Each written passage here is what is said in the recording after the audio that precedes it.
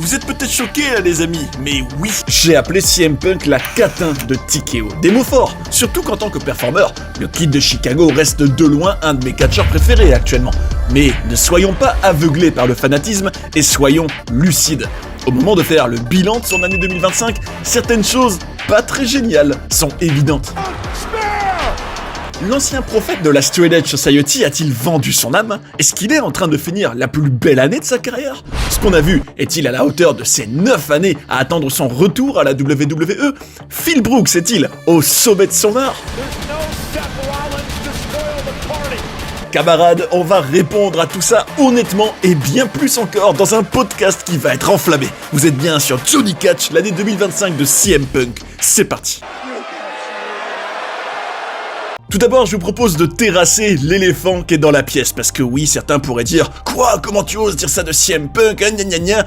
Calmez-vous, j'adore CM Punk, c'est pas la question. C'est vrai qu'on vit dans une époque, et ça je le regrette vraiment profondément, où on a l'impression qu'on peut plus critiquer sans passer pour des haters et compagnie. Bon, c'est tellement débile comme vision, mais bon, je tiens quand même à clarifier, on sait jamais.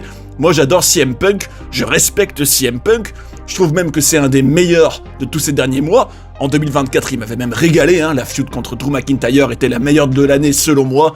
Ses promos sont souvent géniales. Là, je trouve que ça doit pas nous empêcher d'être lucide, malgré l'amour qu'on peut avoir pour lui, du moins le fanatisme, et surtout se poser certaines questions que je me pose moi et auxquelles j'ai mes propres réponses, vous allez voir, en étudiant un peu son année 2025, parce qu'il y a des choses qui paraissent évidentes selon moi, et surtout qui remettent un peu en question la vision qu'on pourrait avoir de CM Punk, no pun intended, par rapport à la vision. Ça, vous savez, c'est pas par rapport à Paul Heyman que je dis ça, mais le regard qu'on peut avoir sur Punk plus globalement. Mais bref, pour faire le bilan de son année 2025, déjà faut se rappeler de quoi elle est composée sa foutue année. Bref, je suis un peu vulgaire, mais un peu gratuitement là, parce qu'en soi son année n'est pas mauvaise du tout, bien au contraire, justement purement dans le contenu, purement en termes de palmarès, c'est peut-être d'ailleurs une des plus remplies de tout son parcours. Pourquoi je dis ça? Parce que figurez-vous quand même que dès le tout premier Raw de l'année, il était dans le main event contre Seth Rollins. D'ailleurs, je me rappelle que ça m'avait assez étonné que ce soit pas gardé l'exclusivité de ce premier affrontement pour WrestleMania et qu'on l'ait dès le premier Raw sur Netflix, ce qui me laissait déjà envisager que il réservait quelque chose d'autre probablement lié à Roman Reigns pour WrestleMania. Un peu à mon grand regret avec le recul, parce que je trouve que on aurait pu faire les choses autrement. Je me disais, Roman, quand même, tout ce détour par rapport à Rollins et Punk, est-ce que c'est vraiment nécessaire de le faire durer aussi longtemps? Mais bon, au final, c'est ce qu'on a eu donc, puisque après avoir battu Rollins, dans un main event du premier Raw sur Netflix, qui était vraiment clean, et qui racontait rien, qui était même pas un cliffhanger pour la suite. C'était en gros, oui, Punk a battu Rollins, ça y est. Mais bon, ils allaient se recroiser pas si longtemps après, notamment dans le Royal Rumble, où j'étais quand même le plus heureux d'avoir quand même Punk dedans. Bon, c'était pas la première fois, mais en termes de casting, déjà, c'était bien. Et il a été impliqué dans ce qui était pour moi le moment le plus marquant de ce Rumble. Au-delà, je trouve, de la victoire finale de Jey Uso, le moment marquant, je trouve, c'est quand Punk était donc lié à Roman Reigns et Seth Rollins dans cette élimination. Bon, lui-même est éliminé par Logan Paul, mais c'était un peu chaotique. Et je me dis quand même, avec le recul, c'était fort en émotion et c'était mémorable, ce moment précis. Tout ça mènera donc à Elimination Chamber, dont CM Punk fera là aussi partie, et j'étais le plus heureux, surtout pour le casting général, à voir Cena, en l'occurrence, toujours en tant que babyface, et Punk notamment, dans le même match toutes ces années plus tard. Ça rappelait évidemment bien des souvenirs, moi qui ai adoré la feud légendaire qu'ils ont eue en 2011, notamment pour le Summer of Punk, c'était génial de les revoir ensemble, mais bon, ça a été un peu gâché par Rollins qui est intervenu à la fin. Mais le fait est qu'il était quand même finaliste du Chamber, le CM Punk. Donc quand même, un spot de premier plan pour lui. Tout ça donc, vous vous en souvenez probablement, ça mène au triple threat à WrestleMania 41 avec Rollins et Roman Reigns. Et la trahison de Paul Heyman, qui avait quand même donc offert cette faveur à Punk d'être avec lui dans toute cette rivalité. Bon, c'était un peu une faveur, c'est un peu du foutage de gueule quand on se rappelle de tout ce teasing pendant des mois sur la faveur de Paul Heyman, nanani nanana. Bref, en tout cas, le triple threat de WrestleMania, c'était quand même le main event de la nuit 1, alors certains diront, ça y est, il a fait le main event de WrestleMania, moi je suis pas de ce bord-là, je mange pas de ce pain-là, vous me ferez pas croire que le match de la nuit 1 c'est le main event, pour moi, ça l'est pas. Donc Punk pour moi n'a pas accompli sa quête, quand bien même il est ému et heureux. Non, non, non, tout ça c'est de la poudre de perlimpinpin. Il l'a pas fait le dimanche soir, donc pour moi, tout reste à aller chercher pour lui. Mais le fait est qu'après WrestleMania, donc il était le premier ennemi de la Vision, le nouveau clan avec Paul Heyman, Seth Rollins, Braun Breaker. Il a un peu feudé avec eux. Bon, à ce moment-là, il manquait quand même un Roman Reigns à ses côtés pour lutter un peu de manière plus intéressante peut-être contre tout ce nouveau clan. Mais bon, il a pas duré non plus très longtemps dans cette rivalité contre eux. Il a basculé après dans la feud contre Cena. Pour moi, le gros temps fort suivant, c'est ça. Mais c'est quand même à relever. Ça peut paraître anodin, mais quand même, qu'il n'a pas été dans le match Money in the Bank alors qu'il a participé au qualif. En gros, c'est le Grande Americano qui a été à son détriment. Et c'est quand même un choix créatif bidon de la WWE, je trouve, de se priver de CM Punk dans un match Money in the Bank qui était vraiment très pauvre en star power. Quelle erreur avec le recul. Surtout que Punk, ça lui va comme un gant, le match Money in the Bank, lui qu'il a quand même gagné 2 fois. Quel dommage, vraiment quel dommage. Mais bon, tout ça pour aller en Arabie Saoudite après à Night of Champions pour défier un Cena Hill et avoir peut-être la meilleure rivalité de l'année finale de la carrière de Cena avec, vous savez, la pipe bomb de Cena, ce qui était un clin d'œil génial à 2011, mais aussi le Doctor of Punkonomics, ce qui était marrant à voir, un Punk en tout cas qui a pu se lâcher dans des promos contre Cena, ce qui était vraiment bien, pour moi peut-être les meilleurs moments de son année. Et bref, si on fait un peu la chronologie, rappelez-vous qu'après, alors ce qui est bizarre c'est que il se bat pour le titre WWE, là donc au début de l'été, et entamé l'été une fois quelques semaines plus tard, que l'été a évolué, a avancé pardon, là, ça y est, il combat, mais pour le titre poids lourd cette fois-ci. Donc il était sur tous les titres en même temps, le CM Punk. Mais bon, il défiait Gunther à SummerSlam. Et dans un match fort ennuyeux à mon goût, puisqu'il était purement sportif et lent. Et enfin bon, après, la lenteur, c'est pas forcément le problème. C'est juste que c'était... Bah, je sais pas, ça manquait de storytelling, ça manquait d'enjeux, ça manquait de divertissement pour moi. Même si bon, il y avait quand même la possibilité pour Punk d'enfin gagner le titre. Et il le fera d'ailleurs, mais il sera victime, bien sûr, du cash-in de Seth Rollins. Moment très marquant, donc une fois de plus, victime du vice de Seth Rollins, qui est clairement son John le Rouge, comme j'aime bien le dire, depuis son retour à la WWE. D'ailleurs, il l'affrontera à Paris dans un Fatal 4-Way. Il l'affrontera en couple avec AJ Lee, qui fait son grand retour à la WWE, le grand événement pour Punk de cette deuxième moitié de 2025, c'est que sa femme, AJ Lee, ça y est, elle est revenue à la WWE, c'est pas rien, pour aller donc défier Seth Rollins et Becky Lynch, et au final bénéficier de la blessure, cette fois-ci bien plus legit de Rollins, pour récupérer un titre vacant le 1er novembre contre Jey Uso, et devenir, cette fois c'est décidé, cette fois c'est définitif, champion du monde poids lourd, et en quelque sorte, le visage de Monday Night Raw, en tout cas pour quelques semaines minimum. Après, bon, on relèvera plus récemment sa participation à War Games, où il a en quelque sorte, a priori, fait la paix avec Roman Reigns malgré la défaite, et un match à venir contre Braun Breaker. Va-t-il perdre sa ceinture début janvier ? Va-t-il avoir un règne qui va durer jusqu'à WrestleMania ? En tout cas, il conclut quand même l'année au top de Monday Night Raw. Mais est-ce que pour autant, elle est si belle son année ? Et qu'est-ce qu'elle nous dit sur lui, son évolution en tant que, j'allais dire en tant qu'être humain, en tout cas en tant que personnage, en termes de valeur, qu'est-ce qu'on peut quand même voir ? Je vais vous le dire, je fais plusieurs reproches à CM Punk, et c'est vraiment ses actes en 2025 qui me font dire ça. Le premier, l'élément principal de la Discord pour moi, il est allé catcher en Arabie Saoudite. Alors en soi, il a le droit, d'autres l'ont fait aussi. Sauf qu'on parle de quelqu'un qui, il n'y a pas encore si longtemps, avait fait un fameux tweet, alors je peux pas le dire explicitement là, et justement parce qu'il est trop politiquement incorrect en l'occurrence. Et en tout cas, il avait fait un tweet, il y a quelques années en arrière, où il démontait le Miz, en lui reprochant notamment d'aller catcher en Arabie Saoudite pour l'argent, un argent qui était donc sale, on va dire gagné dans le sang, et en gros il disait oui, Miz, à l'image un peu de la WWE, vous êtes allé vendre votre âme, aller baisser vos pantalons, on va dire, devant les dollars de l'Arabie Saoudite, sauf que le type, 2025, il est le premier à aller faire un main event là-bas. D'ailleurs, je me rappelle que dès son retour à la WWE, je me demandais déjà, est-ce que Punk va être fidèle à ses valeurs et ne pas aller en Arabie Saoudite ? Finalement, on a eu la réponse, non. L'argent de TKO et le fait d'être donc de retour à la WWE en bon soldat corporate l'a convaincu de renoncer à ses paroles il y a quelques années, de renoncer aussi à ses valeurs, de bafouer quand même sa morale pour aller catcher là-bas. Alors, évidemment, on pourrait aussi me dire, ouais, mais il y a eu cette interaction avec un fan, bon, est-ce qu'elle était réelle, est-ce qu'elle n'était pas un peu mise en scène entre nous, honnêtement, où il disait, oui, en fait, je m'excuse, j'ai dit ça pour telle raison, voilà, j'explique pourquoi, et un fan lui pardonne, bon, tout ça, ça paraît un peu tiré par les cheveux, hein, j'y crois pas moult à tout ça, bref, vous croyez en gros que sous prétexte qu'il s'est confronté à un fan qui s'est excusé, et ça y est, pouf, tout est oublié, on peut accepter qu'il aille caché en Arabie Saoudite? Moi, personnellement, je mange pas de ce pain-là, pour moi, il a pas assumé ses valeurs, dans ses actes, il a totalement, on va dire, pris pour des imbéciles, hein, ceux qui étaient un peu de son côté, suite à ses paroles anti-catch en Arabie Saoudite il y a quelques années en arrière, et pour moi, il passe pour un hypocrite.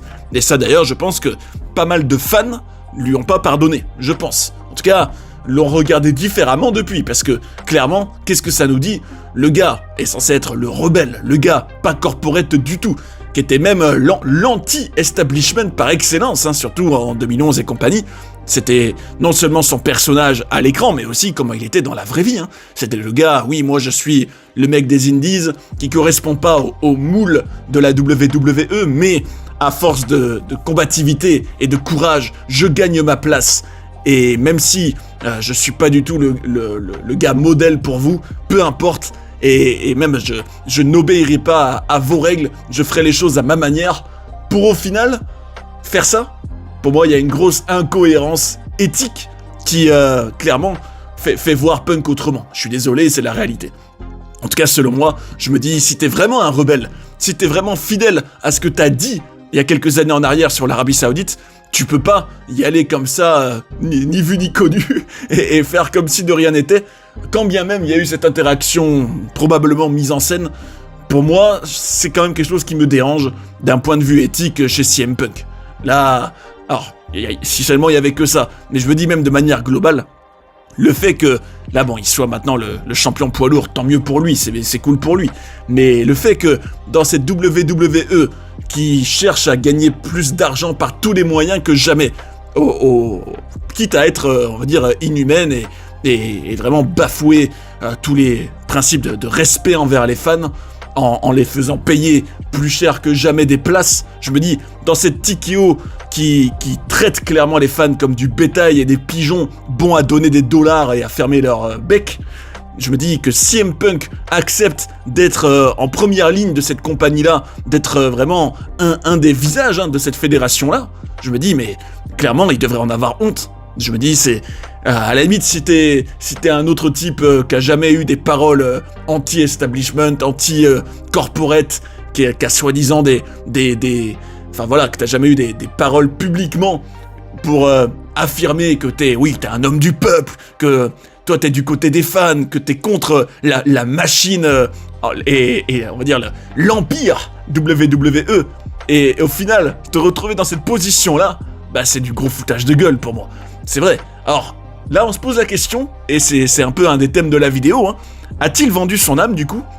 Est-ce que, pour avoir ce spot de premier plan à la WWE, pour aussi avoir le main event de WrestleMania, parce que peut-être que, pour lui, il l'a fait, même si je trouve que non, la nuit 1, pour moi, c'est pas le vrai, mais est-ce que, pour vivre son rêve ultime, son obsession depuis toutes ces années, est-ce qu'il a accepté de vendre son âme en échange? C'est une vraie question, hein. Et franchement, vu les faits, vu la chronologie, on peut se dire, oui, il a accepté en gros de passer pour un hypocrite, mais en échange, il a pu avoir son rêve qui le hantait depuis tellement d'années, et ça pose une vraie question. Est-ce que pour réaliser son rêve, vaut-il mieux ne pas le réaliser du tout, mais être resté fidèle à toi-même, être resté intègre, et pouvoir te regarder dans la glace d'un point de vue moral, vaut-il mieux ça, si c'est vraiment l'un ou l'autre, dans le dilemme, ou vaut-il mieux avoir réalisé son rêve, être personnellement, égoïstement, être soulagé de ça et heureux et comblé, quitte à passer pour un hypocrite, quitte à ne pas pouvoir te regarder dans la glace, et surtout quitte à avoir bafoué tes valeurs, et voilà, et rien que ça, d'un point de vue, on va dire, spirituel, c'est une des pires choses que tu peux faire en tant qu'être humain. Donc je me dis, c'est un vrai dilemme. D'ailleurs, dites-moi en commentaire, qu'est-ce que vous auriez fait à la place de CM Punk? Et ça, c'est un coup de gueule que j'avais quand même envie de passer, mais j'ai encore d'autres choses à dire. Parce que malgré tout, j'ai quand même envie de me projeter vers l'avenir pour CM Punk, qui est quand même un excellent performeur, parce que en termes de micro, pour moi, il est peut-être le numéro 1 actuellement, et de toute façon, ça a toujours été sa plus grande qualité pour lui, en sachant qu'il avait fait un incroyable step-up, même physiquement, je trouve, depuis son retour à la WWE. Donc pour toutes ces raisons, je me dis, j'ai quand même envie de le voir au premier plan, et avoir des bonnes rivalités qui me divertissent en 2026, ça rime. Et justement, lesquels j'aimerais bien voir, écoutez ça. Ben moi, c'est simple. Alors oui, on pourrait me dire, non mais c'est plus possible, trop vieux, et oui, je suis d'accord avec vous, c'est sûr que d'un point de vue athlétique, ce serait sûrement horrible. Mais par contre, en termes de personnalité et de micro, qu'est-ce que vous penseriez d'un dream match contre Stone Cold Steve Austin quand même? C'est vrai, ça, pour moi, c'est la feud de rêve de CM Punk que j'attends depuis des années. D'ailleurs, pas pour rien, il y avait déjà eu un teasing entre les deux. On se rappelle bien sûr de l'époque où ils s'étaient même croisés en coulisses, où Stone Cold lui proposait de la bière. Il y avait même eu justement à l'époque de la promotion du jeu vidéo, il me semble. Une interaction entre les deux, et clairement, on nous laissait imaginer qu'un Stone Cold Punk pourrait arriver. Donc je me dis, quand même, nom d'un chien, on peut pas continuer toutes ces années-là et être passé à côté de Alors certes, c'est un peu de la fantasy booking, on appelle ça. Certes, mais bon, assumons. C'est vrai que ce fantasme catchesque, il fait rêver. Et je me dis, par exemple, un WrestleMania en Arabie Saoudite, d'ailleurs, ce qui serait quand même, encore une fois, très ironique que Punk soit une des têtes d'affiche de ce WrestleMania-là. Je me dis, tant qu'à faire, faisons le Dream Match, faisons mon Stone Cold Punk à WrestleMania en 2027, du coup, et assistons à ce spectacle, parce que ne serait-ce qu'en termes de promo, croyez-moi, je pense que ce serait passionnant. Ça oui. Et bon, après le match, ils peuvent quand même, avec des coups de poing, de la tatane, une stipulation du style Street Fight, False Count Anywhere, aller dans le public, tout ça, il y a largement moyen de quand même être divertissant. D'ailleurs, vous savez, le Stone Cold contre Kevin Owens à WrestleMania en 2022, est-ce que vous l'avez trouvé nul, vous? Moi, je trouve pas. Je trouve que justement, le fait que tout était permis, ça rendait ça divertissant. Et surtout, je trouve que l'âge de Stone Cold ne s'est pas vu, hein. Donc, comme quoi on peut toujours se débrouiller, même si on n'est plus trop en condition physique, hein. Et donc, à part ce match contre Stone Cold, qu'est-ce que j'aimerais bien voir pour lui? Alors, personnellement, je suis moyennement emballé par la possibilité de The Rock. C'est vrai que il avait clashé The Rock en l'appelant le Bold Fwad, même si c'est des paroles qui s'appliquent bien plus à Triple H maintenant. D'ailleurs, un Triple H qui serait devenu une figure corporate heel, Mr. Lévesque, contre un CM Punk homme du peuple, ça, ce serait une feud exceptionnelle. Et d'ailleurs, si j'étais vraiment un des créatifs à la WWE, là, mais j'aurais surfé direct sur la hit énorme qu'a Triple H en ce moment, d'être le gars qui a ruiné la fin de carrière de Cena, d'être le gars qui a fait fuir tant de téléspectateurs, tellement c'est nul le produit. Je me dis, il a tellement de haine en ce moment et sa hype est tellement passée que faut capitaliser dessus et en faire une figure d'autorité à l'écran tyrannique et égomaniaque comme Mr. McMahon pendant l'Attitude Era, et créer Mr. Lévesque, parce que oui c'est son vrai nom, et faire Mr. Lévesque contre l'homme du peuple, le Stone Cold Steve Austin des temps modernes, CM Punk.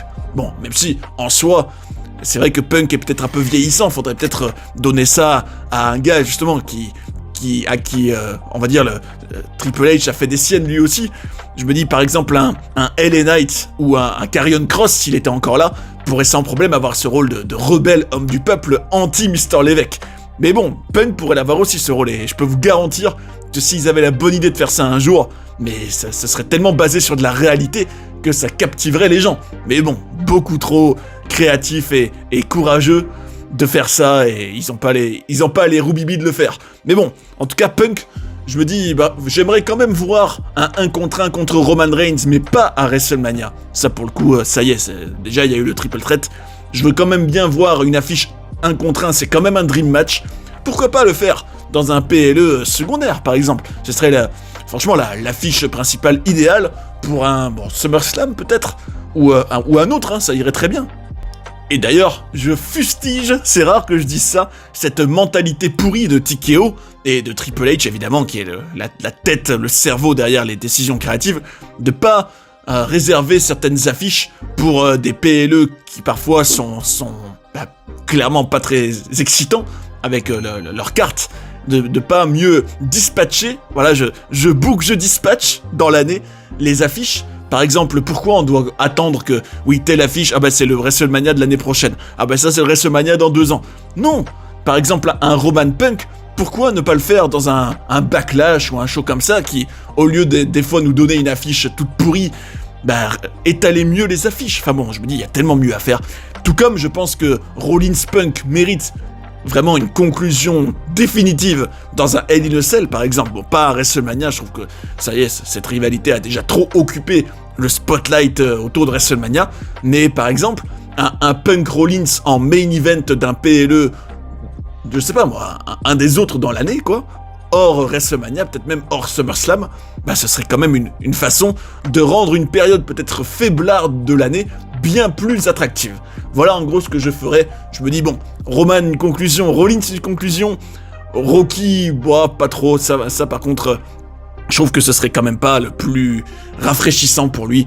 Je trouve que d'ailleurs leur rivalité en 2013 s'autosuffit largement, elle était déjà très bien. Pourquoi refaire, à moins de raconter peut-être avec ce qui s'est passé, TKO, que The Rock serait le final boss de TKO peut-être, et encore, ouais. Moi en tout cas je serais pas le premier fan de ça, et puis Stone Cold bien sûr. Est-ce qu'on aura tout ça en 2026 ? Probablement que non. Moi je pronostique d'ailleurs que il va pas tarder à perdre son titre. Probablement contre Gunther, parce que vous savez dans le tout dernier Raw, Gunther est venu un peu enfin ils se sont confrontés, Punk venu en quelque sorte défendre l'honneur de John Cena, hein, en quelque sorte. Je me dis, vu que je sens le truc arriver gros comme une maison de Sami Zayn qui gagne le Rumble pour défier Gunther à WrestleMania en tant que champion, je me dis, pas étonnant que Gunther peut-être défie Punk au Rumble et récupère la ceinture pour ensuite représenter l'obstacle à conquérir pour le héros Sami Zayn. Et que Punk soit un peu la victime de tout ça, et qu'à WrestleMania, il pourrait peut-être avoir, en sachant que je pense que, même si Gunther pourrait aussi avoir Brock à WrestleMania aussi, donc c'est dur à voir comment ils vont s'organiser. Mais Punk pourrait très bien aussi avoir un Austin Theory à WrestleMania, qui sait. En tout cas, je vous invite à me dire ce que vous pensez de l'année 2025 de CM Punk. Est-ce que le Kid de Chicago est toujours l'élu de votre cœur, malgré ces éléments éthiquement discutables? En tout cas, exprimez-vous, et puis merci pour tous ceux qui le font. Vous faites vivre la chaîne, vous aidez la chaîne, et puis même vous partagez votre passion, et rien que pour ça, vous êtes des tigres. Et espérons que quand même, CM Punk conclut de la plus belle des manières une carrière qui restera malgré tout légendaire. D'ailleurs, si vous avez envie de découvrir des documentaires sur des personnages incroyables ou d'apprendre plein de coulisses et de controverses de la WWE, j'ai tout ce qu'il vous faut ici. J'espère que vous avez passé un bon moment devant cette vidéo et je vous invite à rester sur Johnny Catch pour en voir d'autres. A tout de suite. And that's the bottom line, 'cause Stone Cold said so.